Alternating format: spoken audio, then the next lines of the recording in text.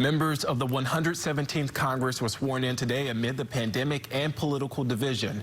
On Wednesday, lawmakers will count the votes of the Electoral College and ratify President-elect Joe Biden's victory. But as Ben Tracy reports, a group of senators plan to shake things up by objecting to the results. I hope you God. I do. Elbow bumps instead of handshakes were the new norm as Vice President Mike Pence swore in senators on the first day of the new congressional session. To say the 117th Congress convenes at a challenging time would indeed be an understatement. From political division to a deadly pandemic to adversaries around the world, the hurdles before us are many, and they are serious.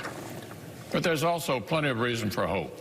The majority leader's message comes as a group of at least a dozen GOP senators, led by Ted Cruz and Josh Hawley, plan to object when Congress ratifies President-elect Joe Biden's 306 electoral votes on Wednesday. We have an obligation to the voters and we have an obligation to the Constitution to ensure that this election was lawful. But most Republicans are not on board with trying to overturn the election results on President Trump's behalf. This is bad for the country and bad for the party. On Sunday, a bipartisan group of 10 senators released a statement saying the voters have spoken and Congress must now fulfill its responsibility to certify the election results. In audio of a phone call obtained by CBS News, President Trump is heard pressuring Georgia's Republican Secretary of State Saturday to recalculate results of the state's election, which Biden won. And there's nothing wrong with saying that, that you've recalculated. Well, Mr. President, the challenge that you have is the data you have is wrong.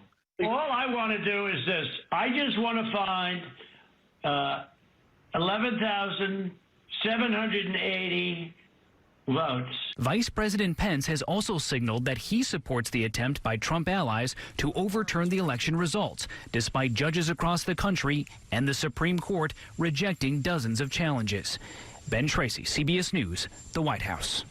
And after the release of the president's phone call with Georgia's Secretary of State, multiple Democrats on Capitol Hill are calling for a criminal investigation.